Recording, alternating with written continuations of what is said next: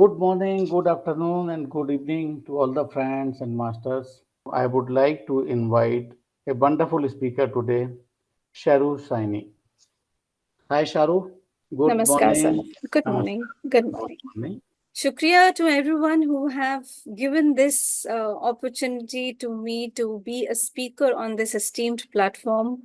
And thank you so very much to each and every person who is there listening to me and who have brought their energies here. Thank you so much. And I'm really thankful to my Guru Patriji who was there always with me. And thank you so much for each and every person here. And thank you so much for the angels to always guide me and protect me. And thank you so much, everybody. So, you know what happened, friends, when I was being approached by, for this topic? I just said that no, I'm not going to talk about this topic because I mean, how can you squeeze this vast topic in just one capsule of 30 minutes or 40 minutes? Because if I start talking about parenting, I think I'll go on and on. And I feel that everybody agrees over here because most of us are parents over here who are listening to me and they have got so many things to discuss. This is happening, this is not happening, my child is doing this, my child is doing that. So I was like, no, I can't do that. How can I, give justice to this kind of a particular topic, which is so vast? Then, I meditated upon it. I talked to the angels and I asked them that what do I do? So they said, talk about your experience, talk about what you have learned. And that was the time when I said yes to Prithvi and I told her that, okay, so I'm going to take that as a yes, as a subject, and I'm going to discuss that, whatever I've learned. So today it's all about me, it's all about you, it's all about parenting, and it's all about not judging, not our kids, not us, or ourselves as a parent. So, but the first thing, we have been talking about mindful parenting, right? First thing, I'm just going to ask one question to each one of you, that are you an awakened parent before you are a mindful parent? Whoa, that was a curveball, wasn't it? We have been, I think, in this spiritual circle everywhere, we've been using this word as, mindful parent, awakening. There is so much of awakening happening, and yay, whoa, there's so much we are talking about, right? But have you ever understood this word? That fine, if we are talking about the awakening is happening and we are already awakened, because we are the meditators, we are on that pedestal. Are you an awakened parent?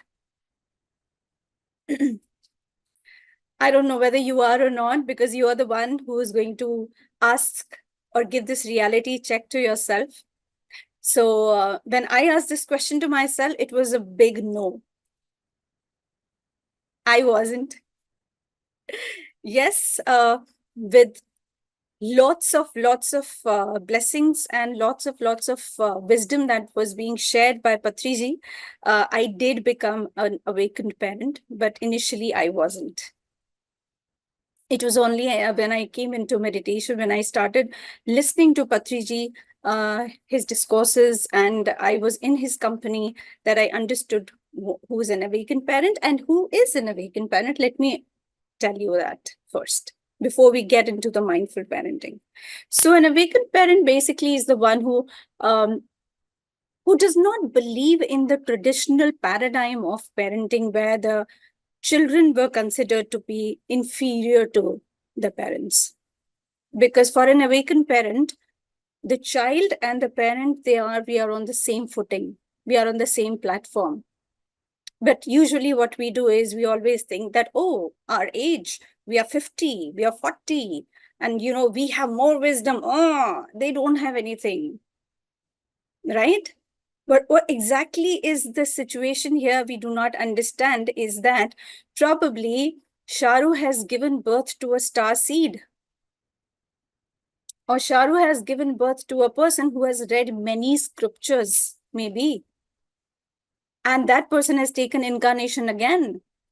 So what she doesn't know is that maybe the person she has given birth to is an old soul, isn't it? Can be. Isn't it possible? Today there are so many star seeds coming. So when we talk about Patriji always said one thing which actually got ingrained in my mind. What was that? Patriji always used to say that to an extent, to a particular age, you have to be, you have to be a guide, right? You have to do that. You have to nurture, you have a duty, you have a responsibility towards your child because the child has come through you. After that, the nurturing is there only, the love is there, the compassion is there with your child. You're not supposed to interfere into the life of your child once they become, once they cross the age of 12. You're not supposed to, because they become aware of their own choices, their own decisions. So that was something which actually I held on to. And I understood what is an awakened parent. So an awakened parent is aware that every relationship in the family that is there is basically, it is existing to help each other grow. So rather than finding, generally what we do is finding faults in the child and the child's behavior, the awakened parent tries to find what is the fault inside of them. Are they aware? Are they aware of their own consciousness? Are they aware of the consciousness of their child? They do not find faults in the behavior of their children. They try to introspect, they try to retrospect, and they try to change themselves rather than changing their child. Now you want to say that, okay, fine, we were talking about mindful parenting. Where is it? So, who is a mindful parent? Or what is a mindful parenting? So when we talk about mindful parenting, friends, mindful parenting is an effort. Now you're going to ask me, what effort? Which effort are we talking about? We are slogging our asses off every day with our children. Isn't that an effort enough? No, it's not enough. Because when we talk about mindful parenting, it's basically an effort to bring awareness, to bring attention to the conversation that we are having with the child.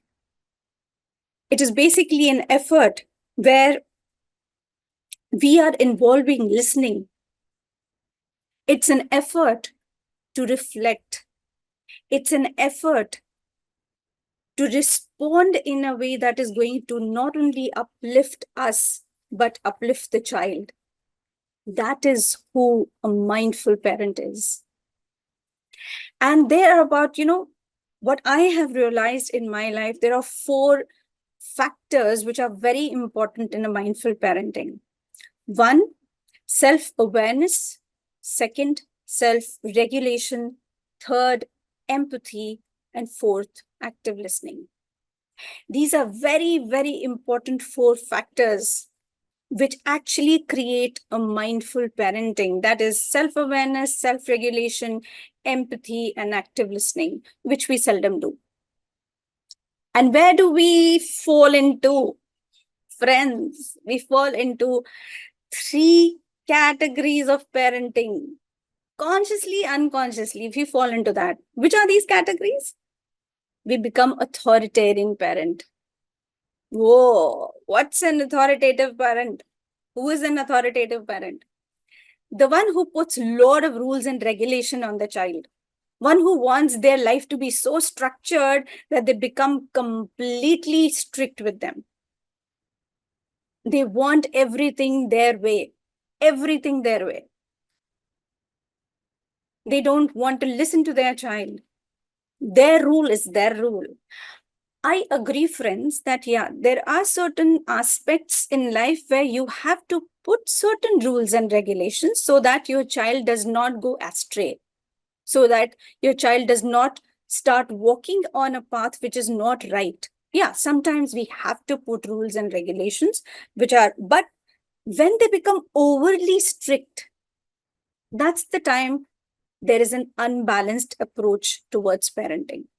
It becomes very unbalanced when you're overly strict, when you are trying to dominate and manipulate your child to do what you want them to do, to be what you want them to be. So what sort of child are you rearing? If you are an authoritative parent, then the child who's going to become, when it starts becoming a young adult or adult, that child is always, the child will be either a rebel, or that child will always have a problem of low self-esteem. Second category is the permissive parenting.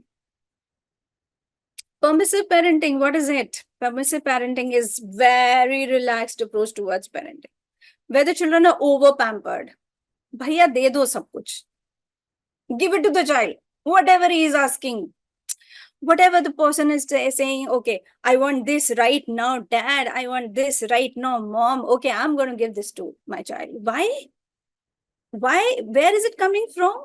Because probably Sharu had an authoritative parent when she was a child, and now she doesn't want that her child should face the same problem. So we become very permissive. We become, okay, I don't want my child to suffer like that the way I did. No. I'm going to permit my child to do anything and everything. Now here, what is happening? What sort of a child are you nurturing here? What sort of sanskar are you giving to the child? Now here the child will have lack of discipline.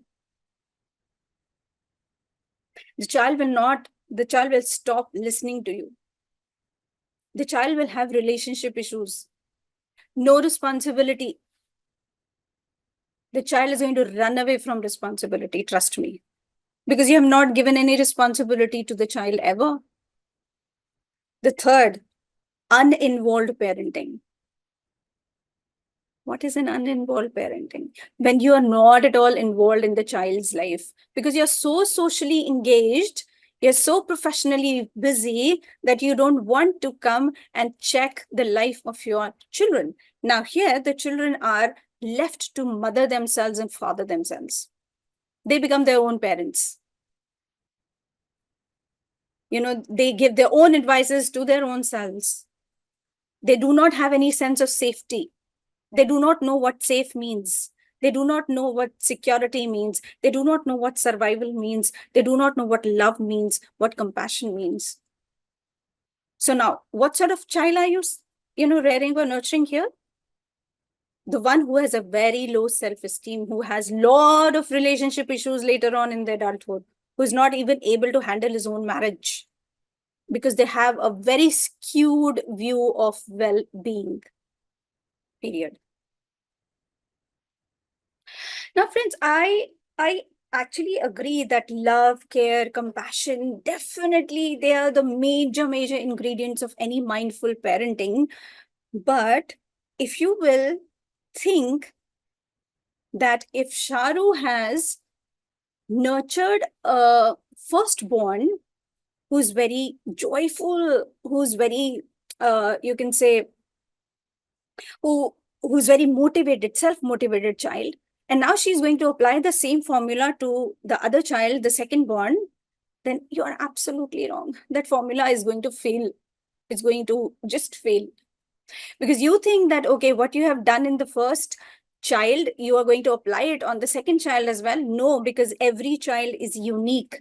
Every child has come with their own skill sets, and mostly every child has come with their own past life karmic issues. They are in a completely different shoes. You are different. Your child is different. And even if you have two children with you, both the children will not be same. They will be completely different. And one more thing, if you are going to your neighborhood and your neighbor's child is a quote unquote a good child, oh my God, I want my child to be like him or her. If you are going with that kind of, thinking in your mind, I'm sorry, it's just going to, go kaput.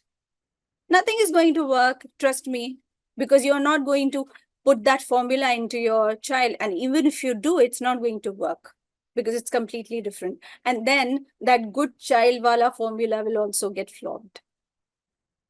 Yeah. Now, since I'm being a spiritual counselor for so many years, it's been 14 years, and I've been through the ages, I've been counseling many people. Today, I feel that the trends are changing, and it's very appalling to hear that parents come with one kind of question and one kind of a word to me, and they say, Sharu, is it possible to mend my child? Quote unquote, mend my child. Are they some kind of a machine or something like that? I mean, what? That we need to mend? Am I the mechanic who's going to mend them? Are they like a car or something? Any possession of yours? A material possession? Guys, reality check.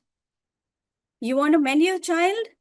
Mend the environment in which the child is being nurtured. Mend your attitude towards life. Mend your attitude towards your child in concern rather than, mending your child. Nowadays, there are so many problems that the parents are facing.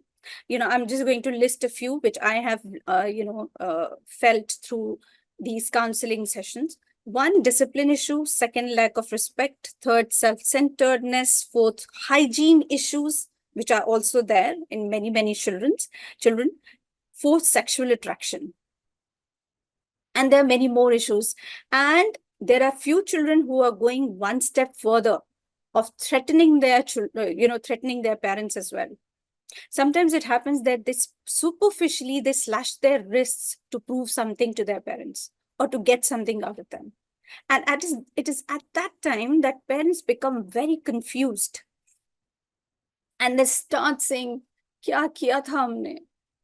What did we do to deserve such a child in our life? What were our past karmas that we are such honest parents. We gave everything to the child and the child has become like that. Hello? Reality check. At that time, you're not supposed to give up on your child. You're not supposed to give up on your situation because that's what we do. Because we just say this, that what did we do? We do not deserve this. And then we just shove this off. We do not want to take out the solution for the problems that the child is facing or you are facing with the child. No, we just want to ignore that problem. Because for us, it is no longer an issue. It is something that the child is going to bear. Now, at that time, if we ask ourselves one question, Sharu, are you over-controlling? Sharu, are you over-protecting? Sharu, are you over-expecting? Are you over-indulgent? Or are you over-indisciplined? Are these 5 or 6 parameters, do you fall into this? Do we ask this question? No, we don't. Because if we start asking this question to ourselves, we'll get the answer that what sort of parenting are we giving to the child and why is the child behaving like that? So ask these 5 questions to your own self. Now, there are a few, mistakes or blunders that we consciously, unconsciously, we commit whenever we are doing this parenting. And I do not blame the parents because, parenthood is not an easy task. Trust me. I have been there. I've done that. I know it is not an easy task, especially for the single parents. And we have not learned here, that how the parenthood is being done.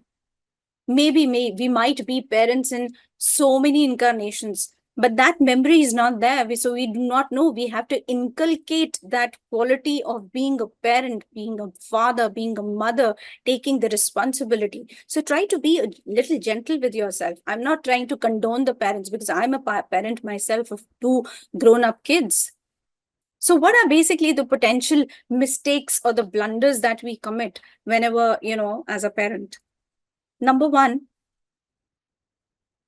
we as parents, we strive to give everything on the platter to the child from the very beginning. De do sab kuch. Let's protect my child from every adversity of life. Just like Lord Buddha was being completely, protected by his own father so that he could not see the adversities of life, so that he does not become what he was destined to become, the monk. So what his father did was that he, for 19 years, he just put him into the palace where only the pleasures of life were being given to him. And he just enjoyed those pleasures because he didn't know anything called suffering or pain existed in the entire world. It was only when he came out of the comfort zone, got out of the palace, tried to see everything from his own eyes, that he got to know about the suffering and the pain that exists and the death exists. Now here we are doing the same thing as parents. We want to just shell them. Now, so there was this case, this person who had come, this lady. She was 34 years old and she had been married for 2 years, and it was a love marriage, and she wanted a divorce. So when I asked her what the reason was, that why she wants this separation and this divorce from the husband was, she said that he keeps hopping the job. After 2-3 months, no matter for how, with how much difficulty he has got the job, he is going to hop the job. Why? Because he feels that it stresses him. I was like, what? Because that guy, he thinks that it stresses him out, so he cannot take that stress, so he just leaves the job. Now the wife says, I cannot live with this kind of a guy because there are so many stresses which are there. He gets just one stress and he just leaves everything. And he goes to the parents and he wants the parents to solve this entire situation. And when I talked to the parents about it, you know what happened? When I got to know about their past, not the past life, but this life, the past in this life, when I talked about that, about his childhood, I got to know that whenever he used to get stressed in the school, the parents used to say, just quit. It's okay. If you cannot hold this, or if you cannot handle this, that's fine. You don't have to, just go with it. Just quit this, forget about this. And he became a quitter in the adulthood. And who was having, or who was facing the brunt of it? The wife. Because she knew that she cannot, now plan a family as well. Because if the person is a quitter, he might quit being a parent as well at one point of time. So there are many cases like that whom I've handled, and I know that every child, every young adult, or every adult whosoever is here who are having their inner child issues, you just had a session with Harika ji about inner child, a few days back. It is all coming from not only from the past, but from the current life's past as well, from their parents. So it is very important, friends, that what sort of sanskar are we giving to the child? It is very important that when parents live a sanskar, it becomes a vibration for the kid, which the child is trying to absorb. So the parenting equation for the child is very straightforward. You want your child to be cheerful, then try to be happy yourself. If you want your child to be honest, then try to practice sincerity. And if you want your child to be respectful, then be courteous with everyone. You have to show your child that you are living that sanskara, that you are giving it to him or her. You can't just say that do this and do that. Are you living up to that sanskar that you're trying to give or trying to inculcate into your child? Have you ever considered that? That are you living up to that sanskara? Generally, we don't. We just want to just pile it on and throw it on our children. because that's what we are seeing on the social media, and that's what we are seeing, around us, because we want to compare our child. Now, the second biggest mistake that we do is, and I get so many issues relating to that from especially the mothers, is there are times when the child comes to you with an embarrassing, quote unquote, embarrassing and awkward situation on a topic, and you try to either ignore it or you just say that to your friends, hey, I told you you were not in a good company. Get out of this company. I don't like this boy. I don't like this girl. Just get out of this. Oh my God, the child has listened to you. Yes. And the child might have come out of that company as well. But what is the truth? And what sort of an interpretation that child has got now? Do you know? Have you ever thought about it?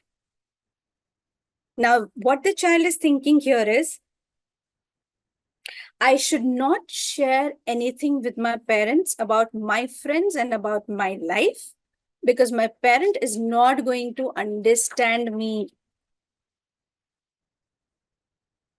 I'm not going to share any awkward topic with my parents because they feel embarrassed. And result, they stop sharing anything. Now the parents come to me that why are they sitting inside the room? Why don't they come and share? You have to do that reality check yourself. Why don't they come and share? It might have made our life easier, trust me, if they do not, if we have shunned them, not to discuss any such topics which are shameful, quote unquote, embarrassing and awkward. It has made our life easier because now we do not have to answer any awkward question about the realities of life, right? So now you must be asking that what is the danger about this? क्या danger है यार इसमें? Picture this. Your child, your girl child, she's very much sexually attracted, mentally and emotionally attracted towards a guy. She wants to move forward into this relationship, but she doesn't know whether she's safe or not. She wants to ask you, but she's scared that if she asks you, then probably either you are going to dismiss this topic or you are going to tell her not to move forward. So she thinks that you're going to judge her. And because you do not understand that, what will happen is she's not going to come and share anything with you, and she might end up doing certain things which might create tension in your life. Two things that might happen. One thing is she will go to her friends now, because they are the ones who are not going to judge her, isn't it? So she's going to go and talk to them, and those friends who are also like her, learning, experiencing from life, whatever wisdom they have, they will give it to her according to their experiences. And she ends up doing the same. Or she will turn to the internet for help. And what will internet do? Internet will bombard them with a lot of information which is going to further confuse them or put them into something which is not good for their lives. And then we will regret, oh God, why did we do that? Or why did we let that happen?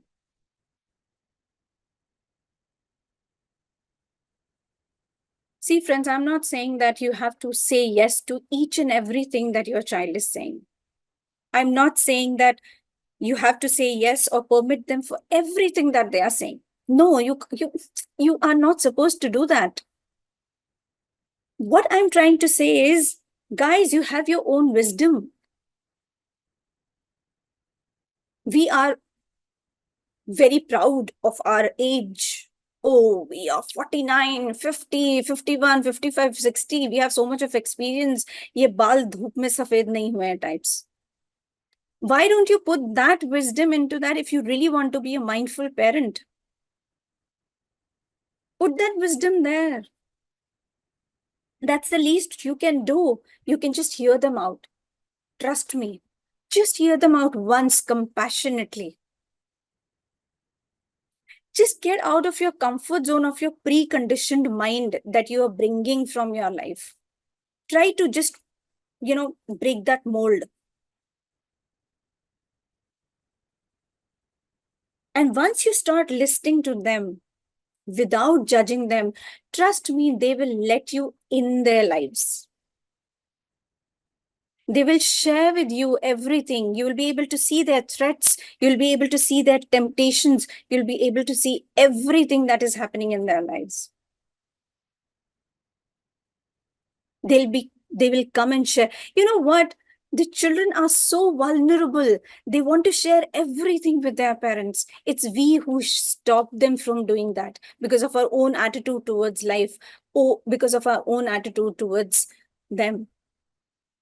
If you will do this experiment where you try to listen to them, even if you do not agree to everything that they are saying, but if you're just compassionately listening to them, holding their hands, what will happen? If you'll do this experiment, they would come back to you sooner or later to ask you for the guidance, to share things with you, and to confess if they have done any mistake. But try to understand them first. When I deal with the suicide cases of the small children who are just 10 or 15 years old or 16 years old, it's so appalling, it's so painful. And when I connect with these souls, it's like I sometimes I cry because of whatever they are going through or whatever they have gone through or what the matter was. It was just a trivial matter that led to this. Recently, one day back itself, I received a message. I talked to that person whose 15 years old child, a girl child, she committed suicide. Why? Because the mother slapped her.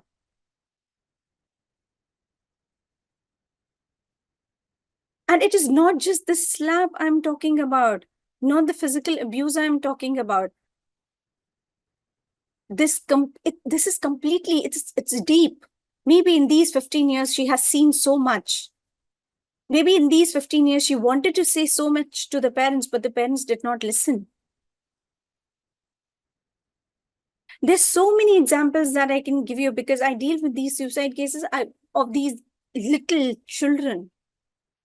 There's so much that goes here. You don't know in what world they are living. Trust me.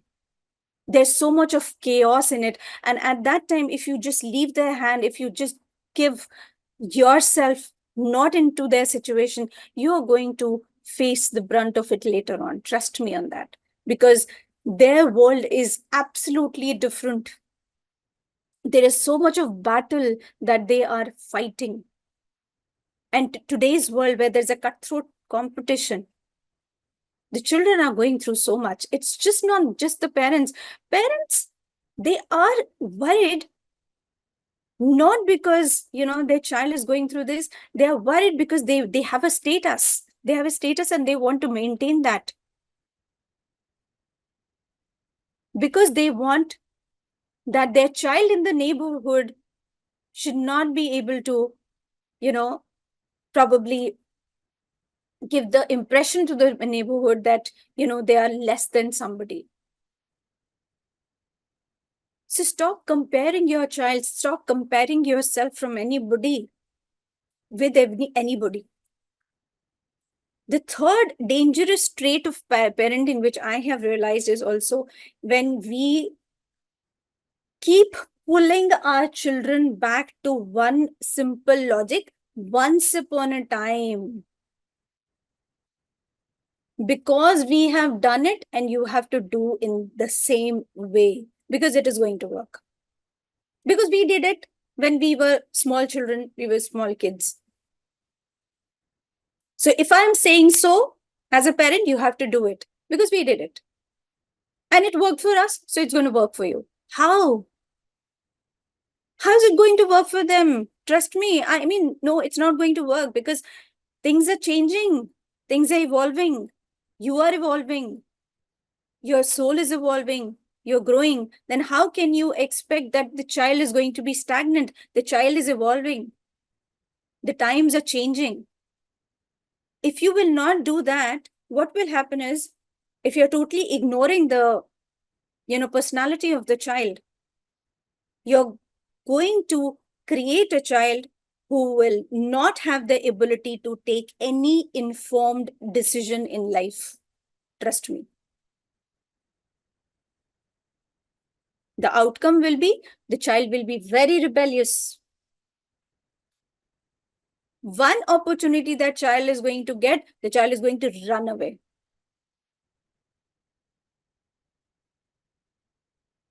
What I'm trying to say is that, do protect your children from everything, from everybody.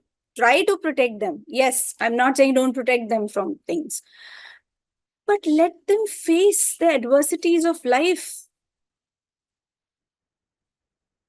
Talk to them, provide support to them, but let them face their homeworks, let them face their studies, let them face their adversities. Let them face, because if you will not let them face it, there will be a time when you guys will not be there with your child.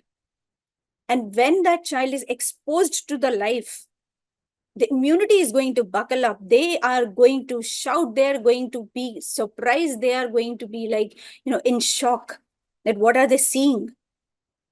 Because they have never seen the life in such a, way, because you never let them see the life in such a manner. You protected them, you shelled them, you did not let them take their own decisions. Because it's the sterile environment in which you nurtured them. And the moment they are exposed to that world, they're going to run away. They're going to escape. They will not see the life as it is. Trust me.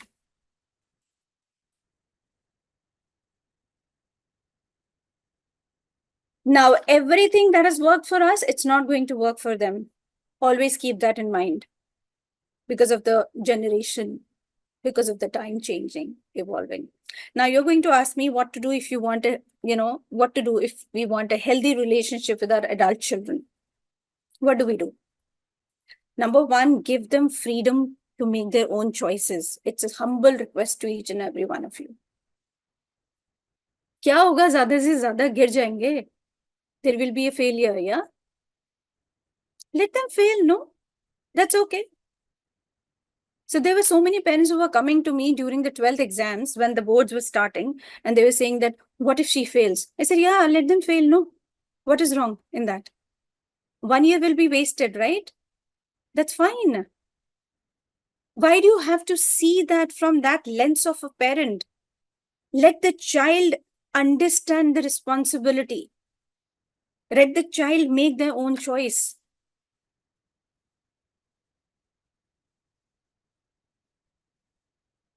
When my child was growing, I at that time when he was in 10th, my firstborn, and I'm talking about so many years back, because now today, by the grace of angels, he's 24. So when he was in 10th standard, so husbands, usually the fathers, are very strict and rigid about the studies and everything. So there was a lot of gap that was coming between my sons and my husband. So at that time, there was a lot of issue that was happening, and there were a lot of issues because it was 10th.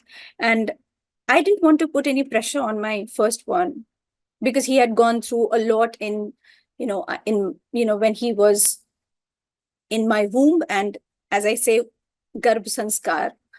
So at that time, there was so much of chaos at that time.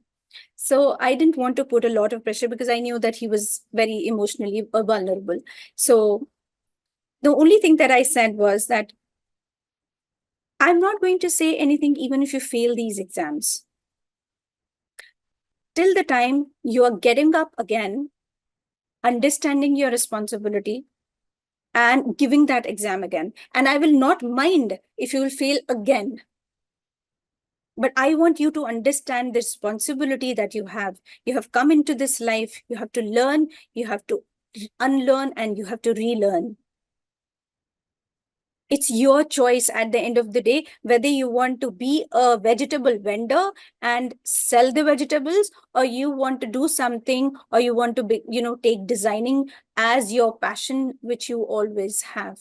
Now it is up to you. You want to work on it, it's fine. If you don't want to work on it, I'm going to be your mother as always. I'm going to support you, through hell also. I'm going to be there. I'm going to be a rock support. That was the thing that pushed him. And that was the time when he really, really slogged his ass off.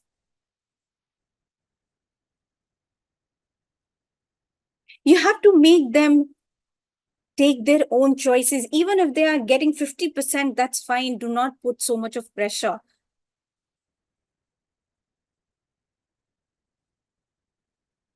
Next, if you're trying to give your opinions to them, first ask them, do you want my opinion? Don't bombard them with your opinions. The chalo ji de dete hain usko, let me. Because I am 49, 50 years of age, I have a lot of experience. I am going to throw my opinions onto that child. Why not? Because we know everything. Are bhaiya, the child also knows a lot of things. But do you know anything about the child's world? No, you don't. Trust me. So before you ask or give your opinion, ask your child, do you want my opinion, beta? If they say, yes, mama, I want your opinion, then sit with that child of yours and then understand, hear them out first, and then give your opinion about that. Don't bombard them. And stop telling them what's best for them. Hello? The definition of best for you is completely different from you. Had there been Patriji alive over here physically, he would have said the same thing. Who are you to decide what is best for them? And that's how you always talked.